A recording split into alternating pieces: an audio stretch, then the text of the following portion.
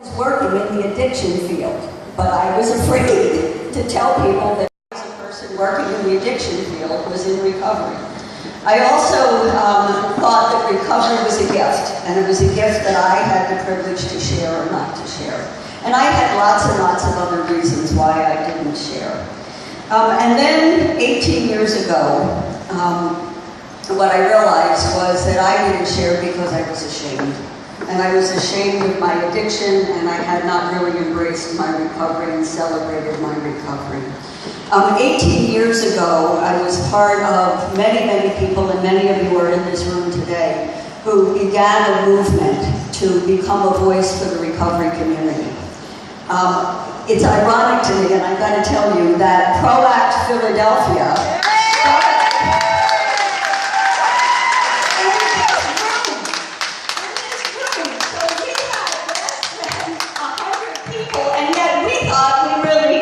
marvelous. We had all these people here. It was 100 people who wanted to stand up for recovery.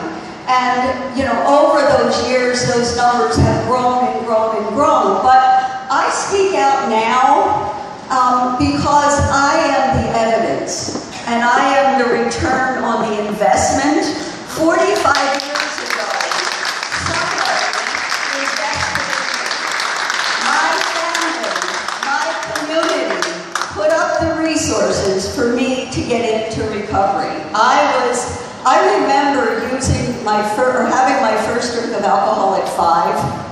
I sat on the porch with my grandfather, and we were listening to it. By the time I was in high school, I was clinically diagnosable as somebody with an addiction. I am proof that investing gives people a life that is beyond their possible dreams. I get to do so many things. So anybody who believes that, and my advocate, he drove me to my treatment provider. He also visited me at my treatment institution. And 2 weeks later, he died of a massive heart attack. I am sure that came about for helping families to stop the ongoing transmission of this disease from family to family, from generation to generation. Thank you.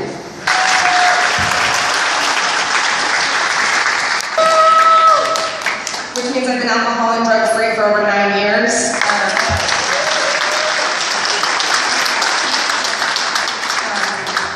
And as a result of that, it means I get to live this really incredible life. Urban problem that didn't affect people like me, which allowed me to lie to myself about it just being a phase. And which allowed me to live cloaked in this shame and this guilt and this misunderstanding of what I suffered from and not be willing to ask for help. I think about what we're doing here and when I think about the recovery movement, and I think Carol said something like, before it was responsibility for the fact that, like, I'm no better than somebody, you know, because someone...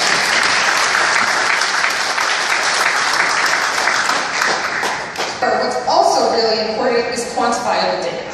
Right? Because it's really nice that I can tell this life story, you know, I'm here and I sit in front of you and I'm in recovery and that's great.